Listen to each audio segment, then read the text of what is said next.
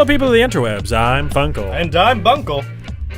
And I'm Jacques from StatFirm. And welcome to the FunkleBunker, episode 2.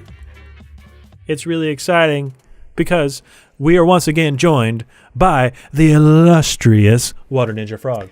They had to have me back, and I could not deny. Couldn't say no. I couldn't say no, literally. I'm strapped to this chair. Help me. I haven't eaten in 3 days. But today, I feel like we're going to get a little bit personal. We're going to get right down to the nitty-gritty about ourselves. All right, so today we're going to be talking about our favorite video games. Why and how. How? Yeah, how we came about Who? them. How? What? Okay. How is that your favorite video game series? How? How? I mean, I ask that sometimes when people say, oh yeah, my favorite video game is Madden. I'm just like, but How? But how? All right, we're going to go ahead and put a little bit of a limit on this to start off with because we got a time crunch that we got to get. Yeah. So we can get to everybody. All right, we're going to start off with, we'll go with Jacques first because I feel like he didn't get a whole lot to talk about in the first podcast. So this time we're going to start off with him. Jake, you get 3 games to start off with. We're going to go ahead and we'll get to ask you questions. We'll ask you we'll tell you what we think about the games, and then you rebuttal with whatever you think is necessary. And go.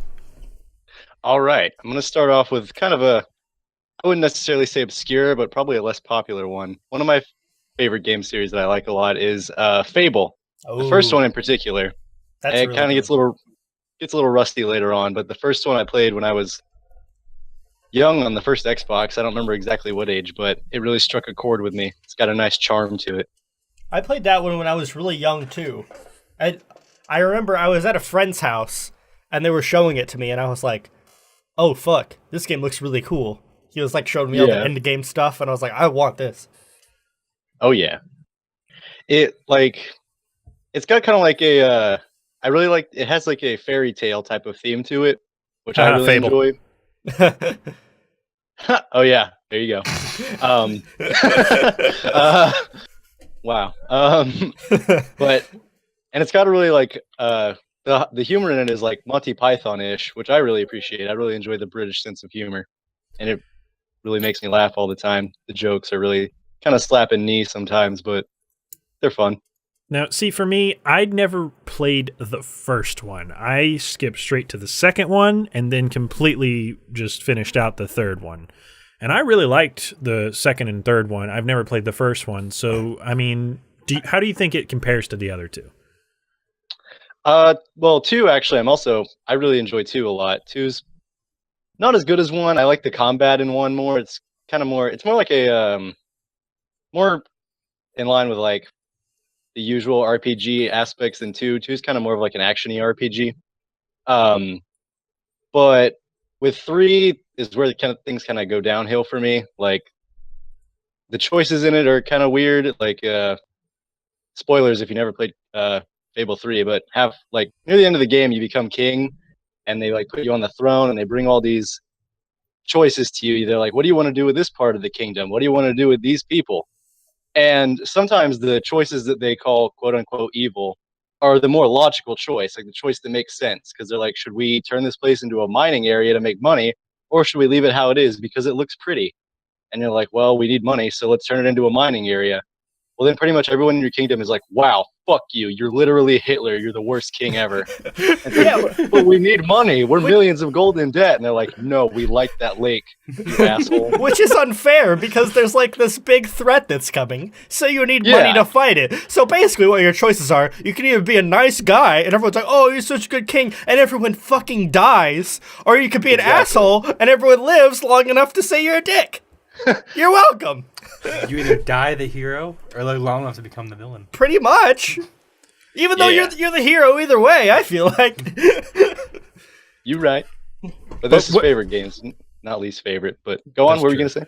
I was going to say, what do you think the intricacies of the game that really make it your favorite, one of your favorite games for you? Well, I'm going to say go out and say definitely nostalgia probably has something to do with it. I did play it again whenever they came out with they were like remastered it. It was Fable Anniversary, which it had a lot of bugs in it, but it was still pretty much the same game, and I enjoyed it.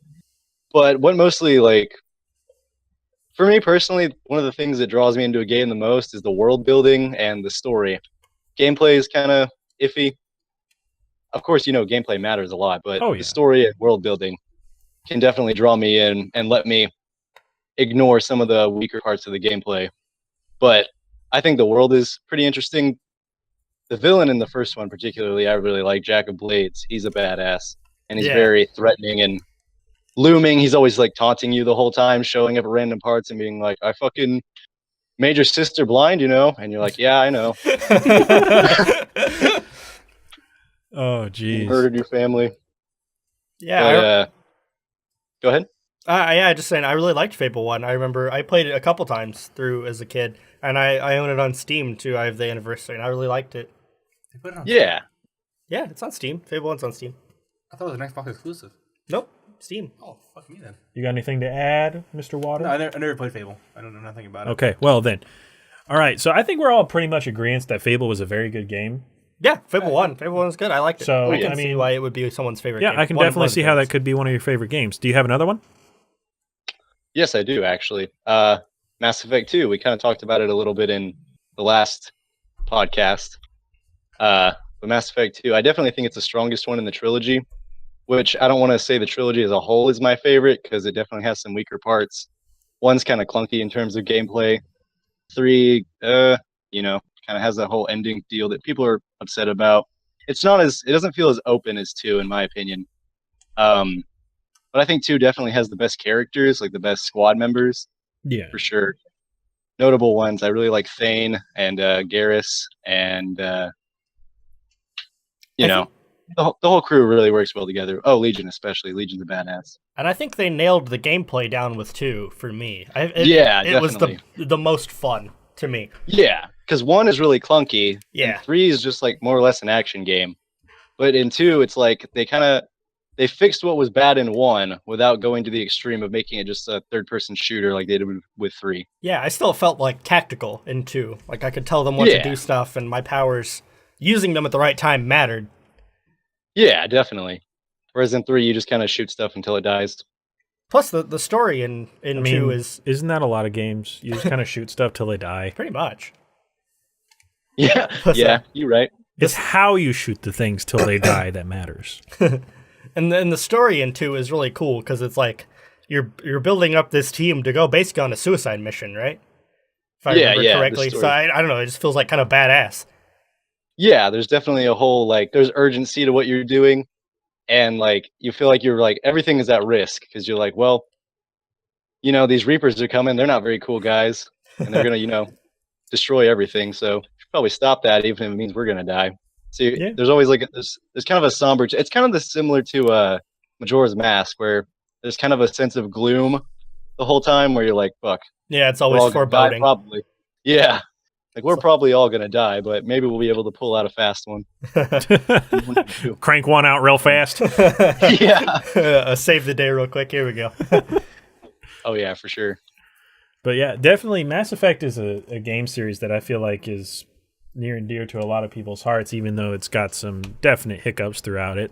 Like I said, I've only played through part of the first one, and I watched some of the second one being played by our lovely resident Bunkle here.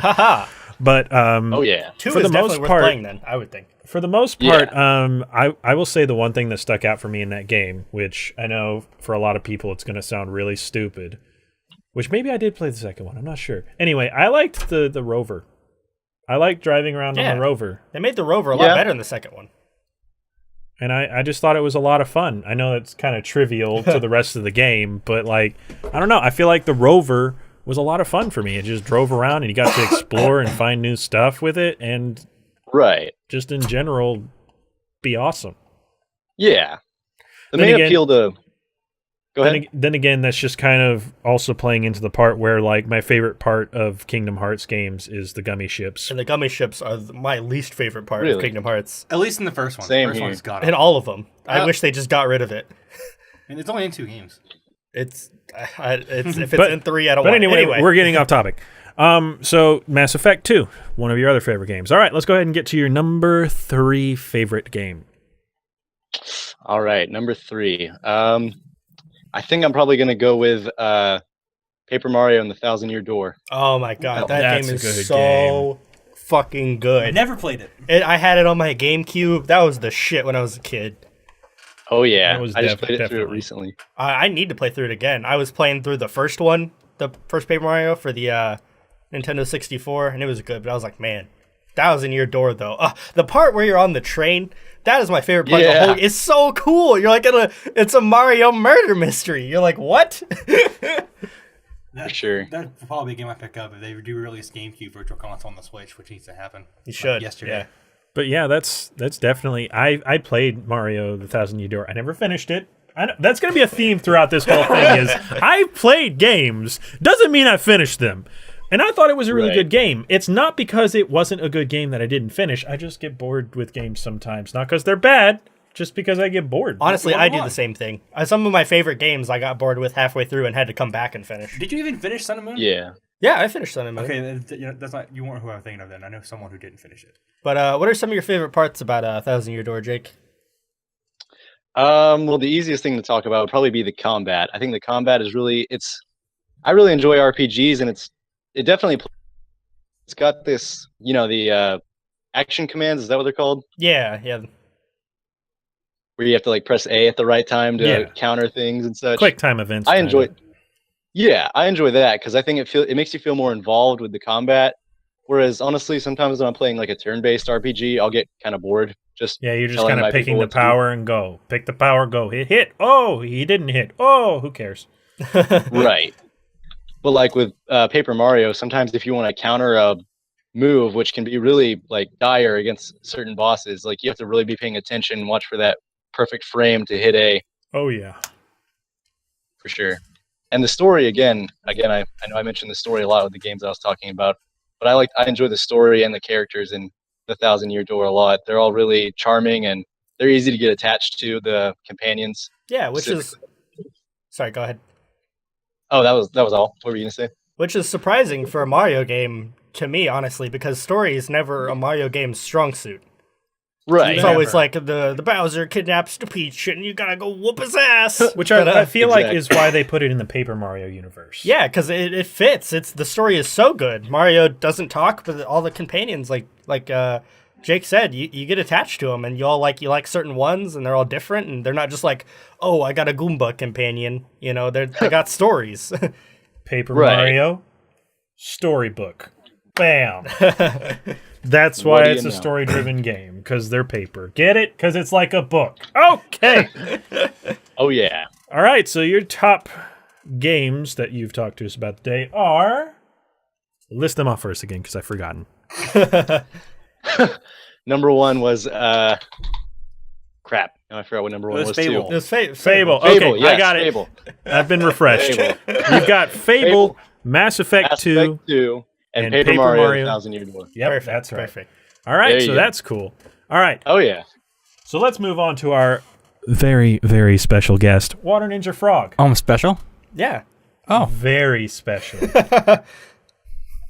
I'm sorry. What is a really inappropriate thing just went through my head of this skit from a Robot Chicken where it was the Toy Story skit. Oh no, we're not doing that one. Yeah. No. Yeah, no. Very, It's very That one out. very I know the special. exact skit Yeah, you're talking about. No one watched that. That scarred me for life. All right.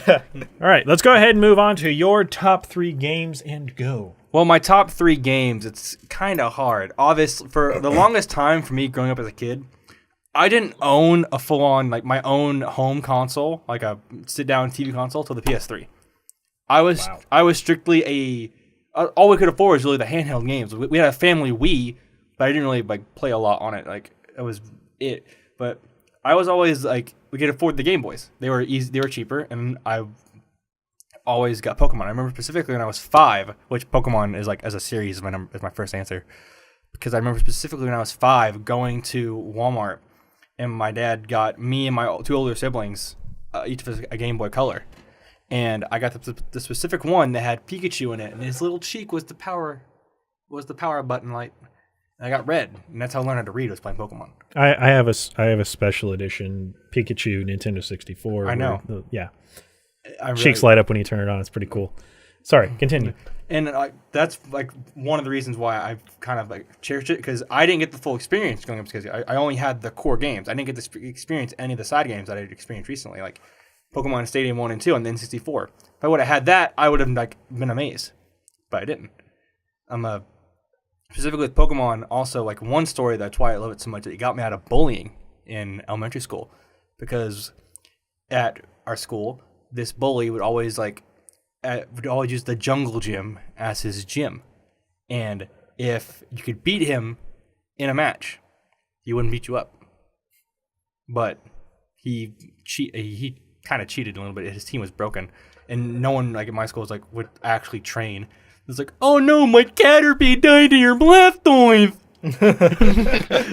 Get wrecked, kid. Yeah, and so you deserve to get beat up.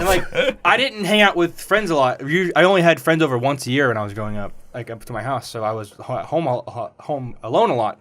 So I was just playing Pokemon. I just got good. Like my team was all level 100s. I had Mewtwo. My team specifically was, I remember specifically, it was Charizard, Electabuzz, Nidoking, Snorlax, Lapras, and Scyther. That's a strong team. Yeah, they're the homies. And so finally, like for some reason, I was like kind of avoided a lot because I was a teacher's kid. And so the bully just kind of like would leave me alone, because if he knew he did anything, I got access to the principal like that. Which I didn't see it back then, you guys growing up. I was just like, no, he would leave me alone. But finally, I guess he got the kahunas to talk to me and to try to beat me up. And I just like one-shot him with Charizard. Whooped his ass with those Pokemon. And I had Mewtwo. I didn't even need Mewtwo. That's the crazy thing. You're like, oh shit, I got him in the back, waiting in the wings. And then he like ran away crying, and it was like one of the most positive experiences of my life. And then you're like, I'm the king now. Yeah. Anyone who wants to battle me, come to the jungle gym. Well, I just like kind of shrugged it off, but no. So what we're gleaning from this is Pokemon's your number one game. Oh, hands down. I have straight up bought systems. I've straight up just bought systems just to play this game. Like specifically, I remember the 3DS. I sold half my PS3 collection and a whole bunch of stuff just so I can get a used 3DS so I can play Pokemon X and Y. Yeah, I'm not gonna lie. I bought a 3DS to play Pokemon. Exactly, which is why what it is. I bought the Switch primarily because I know, oh shit, Pokemon game's coming out. Yeah, Gotta go get one.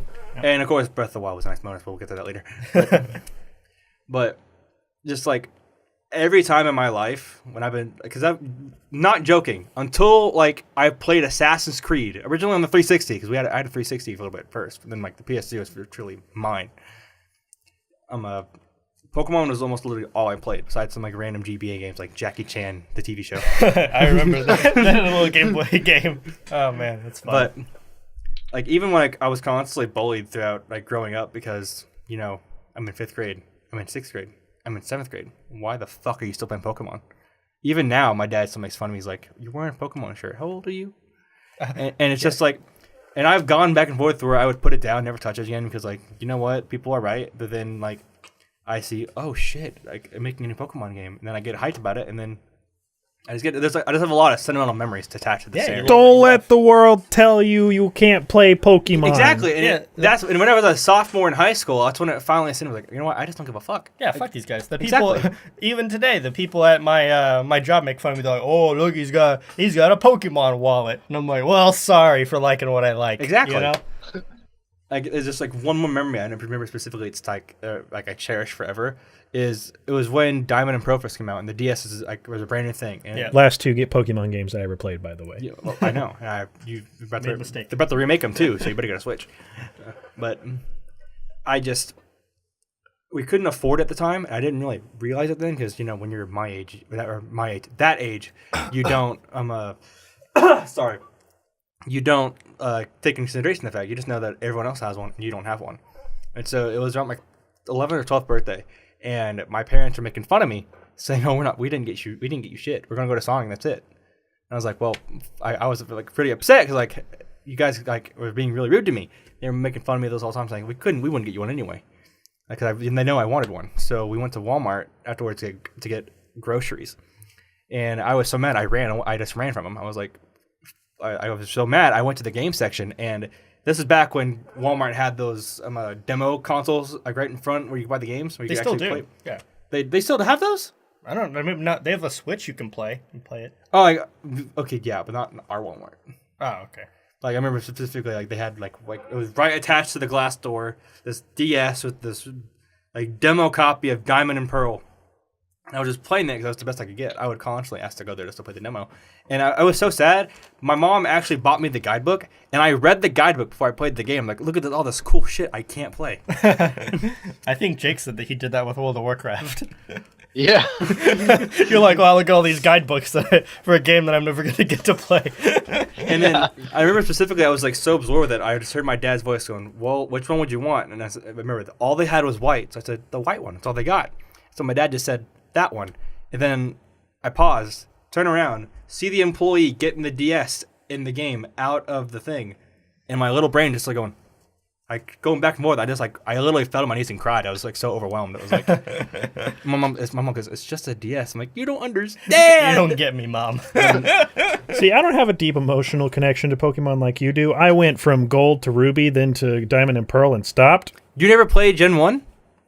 No. I never played Gen 1. Holy shit, my dude. I know, it's crazy. I'm crazy. It's fine. But here's the deal. I mean, Gold and Silver are amazing. But oh, yeah, those are my favorite. Yeah. When it comes to those games, it's not that they're bad games, because they're not. They're obviously not. They're very successful, and they've always been very successful. The thing about it for me is it's just kind of the same thing. Yeah, that's everyone's problem. It's starting to affect me nowadays, because like they're like adding a whole bunch of stuff to like make it better. Like, oh, in the new game, you can literally ride on the back of an interdimensional lion going through different dimensional wormholes to catch Pokemon. And you're like, where are we? Exactly. Just a quick throwback to our first podcast. So, like, this is a prime example of you stick with what is good, but you have to add on to it, because if you just keep sticking with what's good, it's going to be successful. Exactly. But it's going to get stale. Like but Gen 5 is like the 5th generation is where it really got stale. And yeah, for sure. That was literally and ironically, those are my favorite Pokemon games of the entire series. Is Generation 5, Black, White, and Black 2, White 2. The story is really good in that game, surprisingly for a Pokemon game, and I actually like the designs of them a lot. And I actually like the fact that they had the balls to say, you know what, we made 155 brand new Pokemon. You don't get to have the old ones until you beat the game. You are stuck with the new ones. Figure it out. I thought that was a smart choice. I did too. I loved it because with the all the new games, everyone goes, "Oh, I don't want the new shit. Where's Tyranitar? Where's Charizard? Where's Pikachu?" Like, no, you had to figure out, oh, what does this Pokemon do? What is its type? You just got lost in it, and I loved it. And even when they added the Pokemon in Black 2, White 2, it was still good because you already got used to this region. So they just made it refreshing. Like, oh yeah, you can catch all of your old Pokemon again too. And experience it through the story again as a sequel. So, to recap, Pokemon. I will always love it, even if I do think it's getting a little bit stale. And they need to literally refresh it, which is kind of like I like Pokken Tournament too. I'm hoping that the Switch is going to be... Oh, they better They got to go all out. Shout out to the last podcast. Pokemon, in my opinion, is like Morrowind. The Switch game needs to be the Oblivion to Pokemon what it was for Elder Scrolls. All right. Now, since you've gone on a giant tirade about Pokemon, I'm going to limit you to 2 games. That's fine. So, what's your second favorite game? Probably at this point, Breath of the Wild. Assassin's Creed 2 would be up there for me for the longest time, but Breath of the Wild just completely shot all my expectations under the water. It's so good. Because I wasn't a huge, big Zelda fan. The whole reason how I got into Zelda was when I got that used 3DS I was talking about earlier. It came, I bought it used, and it came with Ocarina of Time 3D on it. Like the remake on 3DS. And since I never owned a 64, I never played Zelda before that. And I experienced in Ocarina of Time what everyone else experienced almost a whole decade ago with the original on N64. Yeah. And so the only Zelda games I'd played before that were Majora's Mask, which is my close second favorite, was my favorite. So good. Twilight Princess HD. I bought a Wii U just to play that game. And then A Link Between Worlds. Fun fact about me, Twilight Princess was the very first Zelda game I ever played. I love it. And don't get me wrong, it's a good one. But I think if I had to choose a favorite Zelda game... Wind Waker? No. I know that's an unpopular opinion, but no, I'm actually not a big fan of Wind Waker. Same! See, I love Wind Waker, though. That's my favorite, best Me too. one. It's the best one. But my favorite, if I had to choose a favorite, would have to be Ocarina of Time. Yeah, that's a fair choice. See, it's fair, and I love it, but I like it a lot. I'm not going to say I love it anymore, but it's very basic. I like Ocarina of Time. I think that they took what Ocarina of Time was and they made it better with Majora's Mask. That's why I love Majora's Mask so Yeah. much. Like, because like I'm a big fan of transformations in video games. And Yeah. that whole game is based around that, and it's just like it's dark and it's mysterious. That's kind of why I like Twilight Princess. It's literally transformation. Like for the longest time, like I would put my order was Majora, Twilight, then Ocarina. But Breath of the Wild, just the fact that it's this amazing experience and it's portable on the Switch, which is why the Switch is now my favorite console of all time. It's just like Breath of the Wild is so good. like I bought my Switch for Pokemon. I was like, well, if I buy a Switch, I take Breath of the Wild, and I did not expect the level of polish and gameplay and just like when people say you get lost in that game, you can't. they mean it. Like I've been absorbed with it for months, but I've been on long enough. But yeah, and then for like a side mini mention, Assassin's Creed is my Call of Duty. Yeah. It's like I play every single one. I know they're getting worse and worse, but I just don't. I accept it. Like I like what you like, I like you know? stabbing people. Damn it! just let me have this.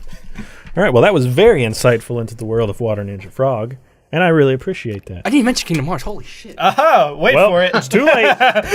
All right.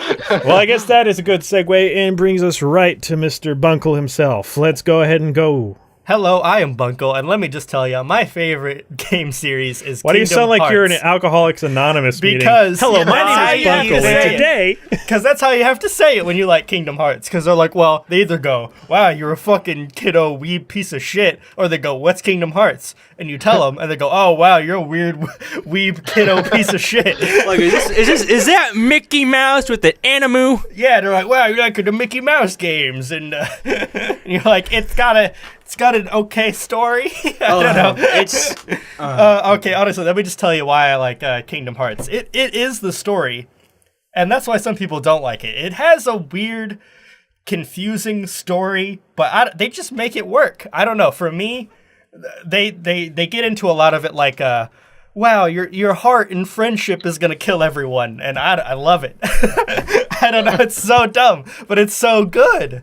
For some reason, I can believe them. It's like, because maybe it's the inclusion of the Disney characters to begin with.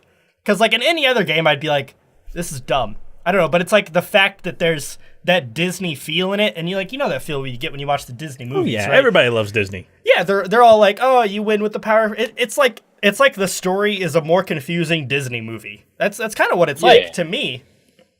So I love, first of all, for the story, and second of all, the gameplay. You whip dark like monsters' asses with a giant key thing. especially in 2. Yeah, two nailed the gameplay, but For sure. so like the series as a whole is my favorite. I love all the games. Some of them are better than others. But you want to know you what like you... Recoded? Are you insane? I said I like some of them better than others. See, but there's one part of the games that you don't like. The gummy ships are terrible, but that doesn't just. I love the gummy shit. It's basically Star Fox. The gummy ships. See, I love Star Fox, and the gummy ships are okay. So the Kingdom Hearts. Okay, in Kingdom Hearts 1, the Heartless come out of the keyhole, right? And that's why you got to seal it. Why are they flying around in space? Why don't they just come out of the one keyhole and fly to the other planets? What's the canon on this?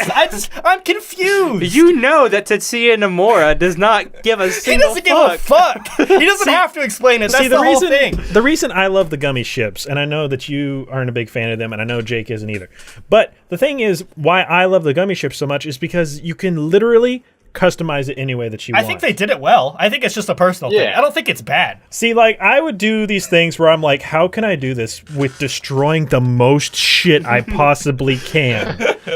Like, I just made this giant death cube once, where it was literally like the fewest amount of blocks possible, but the most amount of weapons that I could possibly have on a giant ship, where I literally just blew through everything. I didn't have to move the ship at all. It just beep, beep, beep, beep, beep, beep, beep, beep, beep, beep, and everything just drove disintegrated. through everything. And I just went through everything and made it through the other side. And then sometimes I'd make a little tiny ship that'd be really hard to hit, or one that moves extremely fast. It's just things like that that made it so enjoyable for me.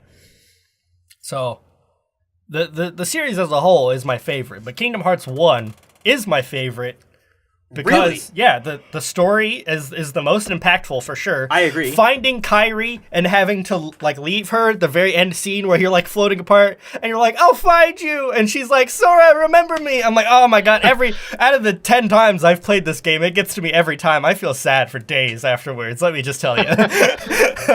But the combat is clunky in 1, which is fair. But I do like the difficulty. Kingdom Hearts 1 is hard.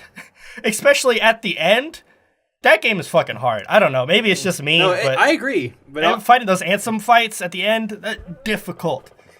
Don't even get me started on the like hidden boss fights. Oh yeah, those are even rougher. I kind of feel like when you get the arrow shield though, and you like upgrade it all the way, a lot of the boss fights become pretty easy. Oh yeah, but you have to find all like. But as a kid, I didn't Dalmatians. know that. I didn't know. You have to get all the Dalmatians to get it that high. A Funkle side That's note: true. I have absolutely no idea what they're talking about because I have never played a Kingdom Hearts game outside of the gummy ships for the most part. You're like, but get me to the gummy ship. But get me to the gummy ships.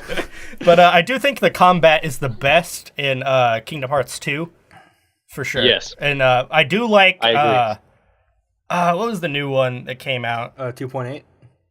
Yeah, Birth by Sleep 0.2. Yeah, 2.8. The new one, the combat in that one's really good. I know it's just like kind of like a little short segment. It's really basically like a playable demo for Kingdom Hearts. It's a long so demo. if they do that for Kingdom Hearts 3, I'm gonna love Kingdom Hearts 3. So sure. Kingdom Hearts, that's my number 1. I just want to give a quick brag on myself. I actually beat the Lingering Will. I'm level 99 in Kingdom Hearts 2. Check out my channel for the video. I have, but I cheated. Hey, I did cheat. I used the exploit. Yeah, I did too. Look at the video's on my channel. Look it up. It's like my most proud moment. I don't give a fuck that I used the exploit. I beat it more than once. Okay. Sorry, it's just your chopping. Okay, no. I'm trying to remember what my number 2 is. Okay, my number 2 is the Ratchet and Clank series. I love those. I knew it. Yeah, you were close. It's not my number 1, but it is my number 2. It's not all of them. My favorite Ratchet and Clank series is the original ones for the PlayStation 2. The rest of them are good. Like Tools of Destruction for the PlayStation 3 is great, but they're not on the same level as the ones for the PlayStation 2 are. They are just phenomenal. I remember I was at a friend's house and he had Ratchet and Clank 1. And he was like, yeah, you get these big weapons and they can turn people into, I think in the first one, you could turn them into sheep or something. And I was like, oh my God. I went home and I was like, Mom, I need Ratchet and Clank. And she's like, what is that? Is that like a kid thing? Is that like Pokemon cards? But, sheep. People, sheep, people. Shit, sheeple. One was really good. It set like the framework, and then 2, they were like, let's take the weapons thing and let's like run with that and make the combat better and going on to all the different planets, and they just nailed it. And it had that sense of humor where it's like kind of inappropriate, but it's still okay. You know what I mean? Like the first, they were rated T, but you know, it was like a little cartoon character. So like as a kid, I was like, ooh, up your arsenal. You know, going commando. And the back of the game case always was like blowing shit up, but it was like, you know, had the shit all like with the letters and the numbers, you know, so you couldn't tell what it was. And I was like, oh man, I'm a badass for playing this game. I'm an adult. So, question: you said the first one's your favorite. The first one's not my favorite. Second one. Sorry, I zoned out for a second. But what about the PS4 remake? Okay, so I was going to get to that. The PS4 remake of Ratchet and Clank 1 is the closest that any of the other games have gotten to the PS2 ones. I might even include it with that. It's so good. It's exactly what I wanted. It's like a reboot. It's what I wanted from a reboot. It's got the exact same feel as 1, a little bit more story element in it. It's so much fun. It's perfect. Now, wasn't there a movie that emerged from this franchise? Yeah, because like the movie was the game based on the game or something. You know, because They made the movie, and then the reboot is the game based off the movie. It's based off the original game. Yeah. Okay. So Ratchet and Clank 1. It bombed. They made a movie. Yeah, the movie sucks ass. Don't watch the movie. The game though is amazing. But okay, so there's the original Ratchet and Clank 1, and then they're like, let's make a movie on that, and then they made a game that goes with that movie. That's the Ratchet and Clank reboot game. So it's the game based on the movie, based on the game. I wish y'all could see Funkle's face. It was just like my face is just kind of like, okay, okay, but why? Interesting. But why though? Like, honestly, they do a better job of telling the story in the game than in the movie, because I think they try to flesh it out too much in the movie. It doesn't have to be that fleshed out. Well, because, like, in a game, it takes, like, you have, like, these, like, 8 or 9 hours to flesh out a story. Exactly. Where you have, like, an hour and a half, 2 hours max. They just, like, rush through it. They're like, you're doing all this stuff. It's like, it's a progress. It's a story. It's kind of like, hey, we're here, bye. But anyway, so Ratchet and Clank, I think it's my favorite just because of how fun it is. It has some of the funniest cutscenes, especially 2 and 3. They're hilarious. Sometimes I go on YouTube and just watch them. And then just the upgrading the weapons and blowing shit up. So that's my number 2 is the Ratchet and Clank series. Disco sheep. Yeah, you can make a dance too with the disco ball. That's a weapon. You kill them with dancing. It's a grenade. And then they explode. And every boss dances too. They do. Everything has a different dance.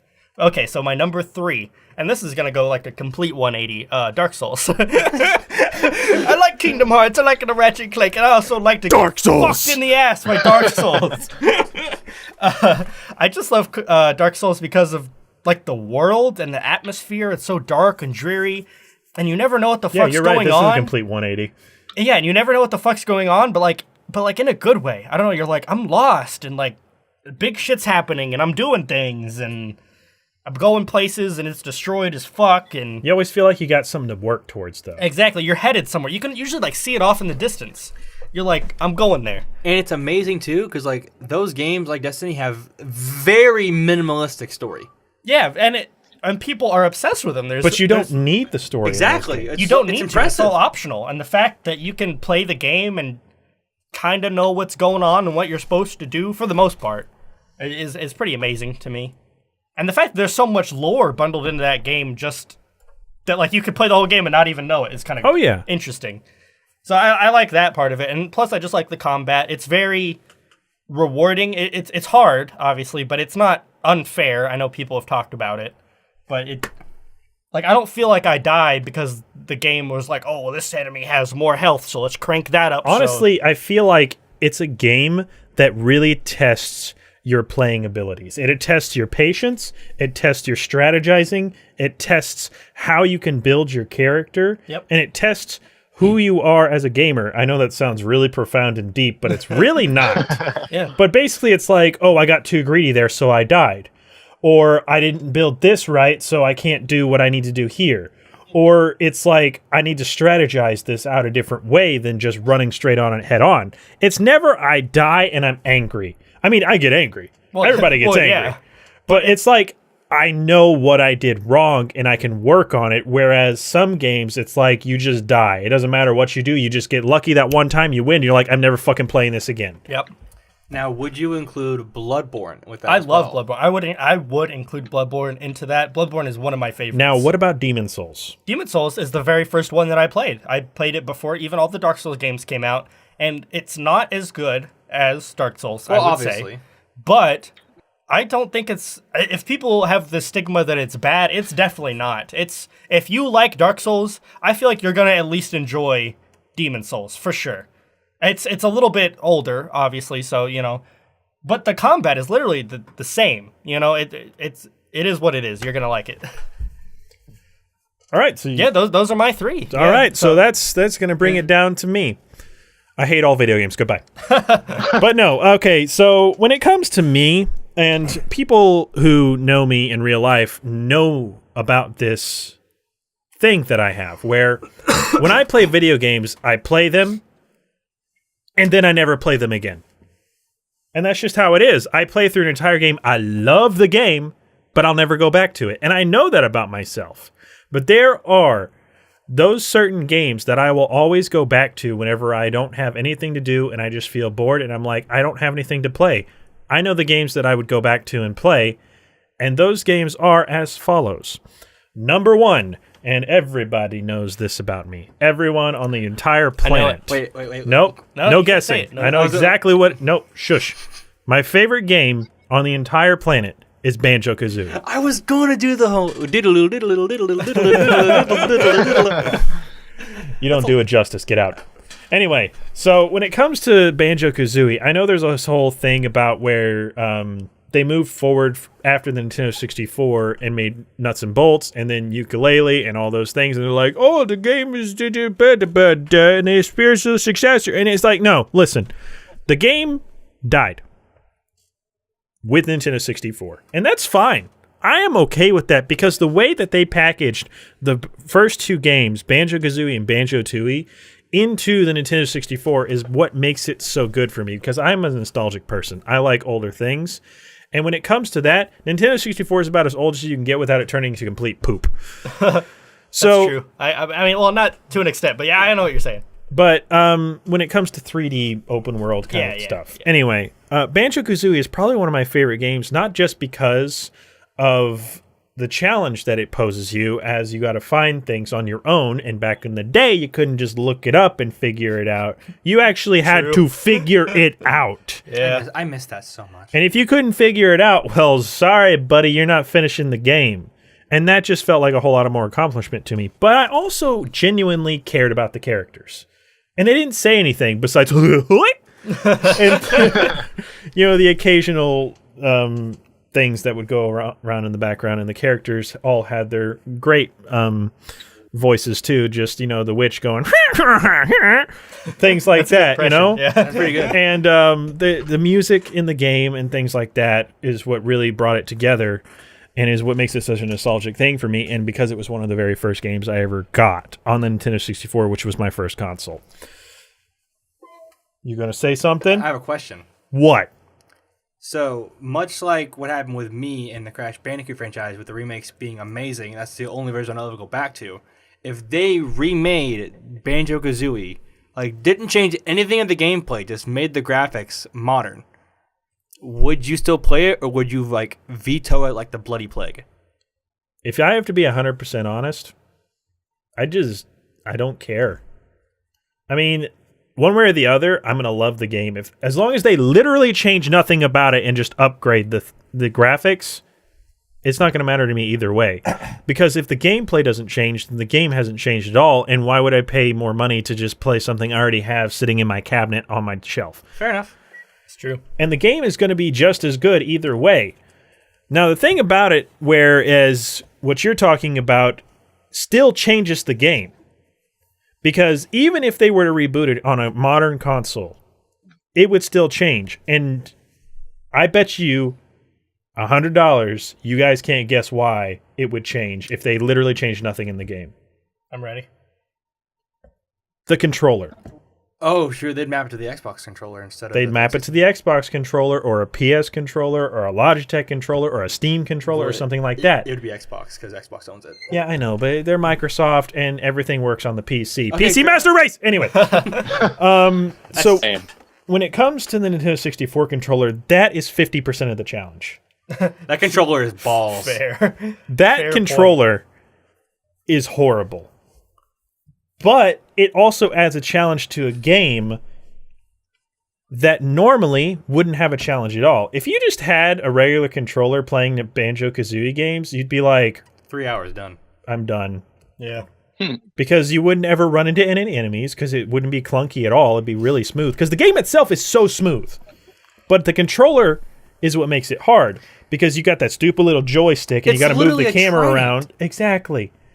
It's made for someone with 3 hands. I just want to ask, meet the ghost of Iwata. Just ask him, why? How? Who? But the controller itself is what I feel like part of the game is. And if you take that and make it a remake, it's not going to have the same effect. And I feel like that's what would change it for me. Now, one way or the other, it's going to be a good game because it's Banjo-Kazooie. It's Banjo-Kazooie. But I feel like that's the biggest difference between a remake and the originals. Is the originals have a completely different dynamic and controls to it that make it the game that it is. Fair enough. I just wanted your opinion on it. Yeah. But anyway, moving on to my second game, because I don't want to go into our conversation about Banjo-Kazooie, because I could, but I won't. I believe you. I mean, you saw it with Pokemon.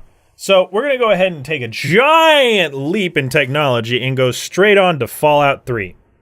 Fallout 3 is probably my second favorite game underneath Banjo-Kazooie as we're going down this list. And see, Fallout 3 was so close to being on my list. It would have been 4, for sure. But Fallout 3 is probably my favorite game, and we touched a whole lot on it in the first podcast, so I won't go into giant detail about it, but it's the atmosphere of being alone. Yep. It is the atmosphere of being in an actual apocalyptic situation and feeling like you're in an actual apocalyptic situation. And then fending for yourself, being able to make your own decisions, literally digging your own trench in the world and saying, this is mine, don't touch it. Or saying, you guys, your fates are literally in my hands. I could do whatever I want. I could blow you guys up. I could just leave you here. I could just set a whole bunch of people after you. Yeah, the fact that you could just blow up the first town you ever go to. Yeah. That's just crazy. Hi guys, I'm going to blow you guys up. You could literally get right out of the vault, go straight to the nuke thing if you built your character right, set it to arm, be like, bye fuckers, and see ya. And then just leave. Yeah. The only thing I know about Fallout 3 is that Liam Neeson plays the dad. He does. Yep. That's the only thing I know. He does. And it just kind of makes me laugh. But yeah, when it comes to that game, that is the whole reason. Is the gameplay? Yeah, sure, that's good. But it's the atmosphere. It's the characters. It's what you do in the game that makes it one of my favorite games, because it actually feels like, one, you got an impact on the world. And then two, the characters feel like what they should be. They don't go out of their way and try and make them like, oh, there's this giant apocalypse king situation going on. They're like, hey, literally nobody knows what they're doing, and there's these little pockets of people thinking they know what they're doing, but they actually don't. Yeah. And that feels like an actual apocalyptic situation. Whereas, and I know we touched on this too, New Vegas didn't. I won't go any further than that. But we're going to go ahead and come down to my third favorite game of all time, and that would be Crash Bandicoot. Yep. Yes! I love Crash Bandicoot. was hoping someone would talk about it. Now, Crash Bandicoot is a platformer. Whoa! And I don't know if anybody out there knows this about me. I'm not the biggest fan of platformers. He's really not, yeah. I'm not, because they feel like a linear progression of just total bullshit. Because they are. It's a whole jumping puzzle. And I get that. I get that. But the thing about Crash Bandicoot that I feel like kind of breaks that mold in a small sense is, number one, the characters actually feel like characters. Banjo. My goodness. Crash Bandicoot feels like a character in himself. He doesn't even have to talk. Whoa! Whoa! He's interesting enough, Like he's interesting as himself, and he's got that awesome dance that everybody loves. Oh, yeah. Nobody knows what you're doing. They just hear a whole bunch of grunting. They get like it. They're picturing it. The video for this I can see podcast it. just needs to be a giant hour-long GIF of just Crash doing that dance. How about no? Anyway, so another thing about the game that just makes me feel really good, and I know this is an unpopular opinion. It's really not a popular opinion. I liked... I'm trying to remember the title. Revenge of Cortex. Wrath of Cortex. Wrath of Cortex. There we go. I really like that one. It's actually probably one of my favorites. It is my favorite. Which one is that one? The second one. Yeah, that one's my favorite. The second one's my favorite. Okay, so we're all on the same page. What do you think, Jake? Do you have a favorite Crash? I honestly haven't played a lot of Crash Bandicoot, to be honest. I played I don't remember what the one on the PS2 was, but there's two of them. 2 and I played 3. whatever. There's some more, but oh wait, no, 2 wasn't on. Yeah. No, Crash. The whole trilogy was on the PS1. I don't know what I'm thinking. That I was a child. Anyway, continue. I played. I remember playing Crash to Insanity. That's That the one's one I actually remember decent. beating. It's just like way over the top, and like at one point, Crash spanks Cortex. It's kind of awkward. Yeah, I can see how that'd be kind of awkward. But yeah, it was definitely one of my favorite ones. Not only because it added a whole new dynamic of you're helping the villain. One, Yeah. you're not really, but Yeah, but like he thinks he is. yeah. But like the level design is it's great. It's perfect. It's great. It is. And it doesn't feel like they've taken a template, moved it to a new biome, and said, this is a new level. Yeah, it feels different in all of them. And it doesn't feel like it's out of balance. Like, I know a lot of platforms I've ever played, you just kind of feel like you're doing the same thing over and over again, or the platforms just become bullshit after a while. Yeah. Where you're like, I don't even, what? How did that, what? What am I doing? How did it, I did that exact same thing back here and it worked, but I can't do it here? That doesn't make any sense.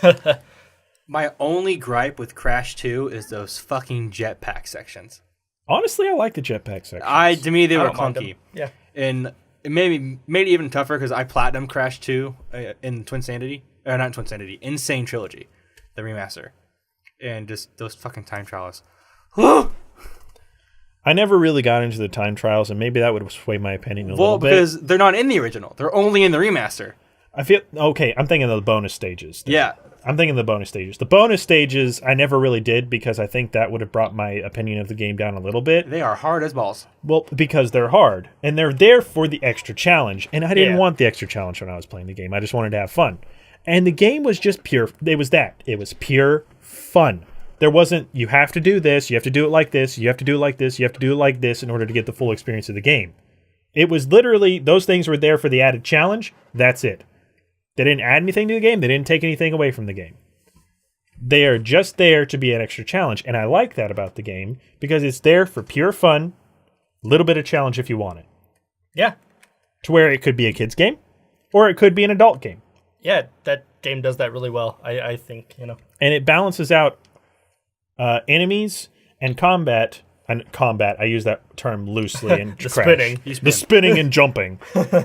But they really balance it all out well with not having swarms and swarms of things and not making it too easy. I liked how they were like, how do we want to have the enemies die? And we're like, nah, just send them off screen really fast. You remember how in some games the physics just go really wonky and send characters flying through walls and stuff? Let's just have that be the game. Crash just sends them into the geometry, into the worlds. Pew! I love it. It's good. I like it. How do we make this an E-rated game? Because we can't leave dead bodies. We send them flying. We send them into the code. Never to be seen again. Okay. The only thing I would change about Crash 2 is the opening. Like, I would leave the whole cortex, like, we know what he's doing, a mystery. That's true. Like, they like, blew that load, like, I wish for a second. Yeah, I wish you would have found out that he was, like, betraying Manipulating you a little the bit entire later. time. Yeah, But because I think that's a small complaint. It's a very small complaint, but, like, yeah, I agree with that, because you're up front. He's betraying you. You're going to do it anyway. I'm like, why am I doing this? Yeah, and like, I know he's betraying doesn't know. me. And like, and like halfway through the series, like, or to the game, like, Coco keeps going like, Crash, don't believe him. And like, well, duh, I don't believe him. I don't believe him. Trust me. I'm trying to get it through Crash's skull. Come on, man. He's like, I gotta get a power quick. Woo! And we can all agree the best character in the entire franchise is that gangster dope ass polar bear that you jump on and get like 10 lives. Oh, yeah. Yeah, he the best. But,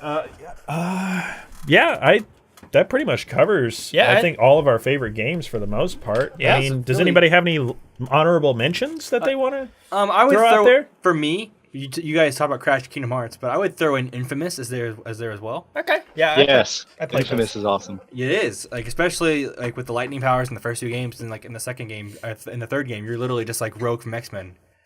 I'll take your power. I'll take your power. I'll take your power. It's just superheroes. It's fucking dope. Yeah. I'd throw out an honorable mention to Final Fantasy. I'm a nerd, and I love those turn-based combat games. I love them. Yeah, see, that's just something I can never get into. You might like 15. It's not turn-based. Okay, that sounds pretty good. And the main character's in Tekken 7, which is really weird. I don't even know what that is. It's basically like a fighting game. It's like Mortal Kombat a little bit. Oh, okay. I'll throw out three quick honorable mentions. Uncharted, Ooh. Sly Cooper, Good. and World of Warcraft. Yeah. I just got into World of Warcraft, so. But yeah, those first two, love them. I'll throw out some games that have been really time wasters for me recently. Destiny 2. It's good. I don't know how people feel about that, but Destiny 2 is definitely a game that I would recommend to every single one of my friends. And another game that I was thinking about off the top of my head was, I've sunk a lot of time into it, so I'm just going to say Overwatch. I've played so much Overwatch. It is stupid how much time I've spent playing that game. I've taken a really long break, but I will admit it is like up there as one of the most influential games of all time. When that game came out, it changed like the gaming landscape, I would say. Yeah, it's crazy. It's crazy good. Oh, and one more honorable mention from the Funkle side. Mafia 2. I know a whole lot of people probably don't enjoy that game, but Mafia 2, the story literally takes your stomach and rips it right out, and you love it. But just not 3. You're right. We won't talk about that. We won't talk about 3 Next because podcast. it makes me sad. Disappointing Yeah. games next podcast. Maybe. But down the line, we'll talk about some more games that we don't enjoy. But for now, I think we've basically covered just about everything we can talk about in this specific topic. Yeah. Before I die. And on that. But anyway, if you guys like this podcast, definitely let us know in the comments below. If you're on SoundCloud, follow along with us and leave comments along specific parts of the podcast so we know exactly what you're talking about. And, whatever you want to comment on there. And if I figured out the iTunes thing, because we just recorded this second podcast, definitely check us out on iTunes and do the things that you do there, because I'm not very familiar Leave a with 5-star review. that thing. And on YouTube, subscribe. Do that thing. And hit the bell. Yeah. That thing. Do Do what you do. Damn it, YouTube. just do whatever. But as always, I've been Funkle, and it's been nice to meet you. I've been Bunkle, and I feel safe with you. I've been Jacques from Stat Firm, and I forgot. Wait, what was it? What am I supposed to say? Damn it, Jake! No, it's too late. Get out of here. I'm ugly and I'm proud. Oh, jeez. It had something to do with the joke being I'm ugly. And I'm Water Ninja. Anyway, join us next week and bunker down with us.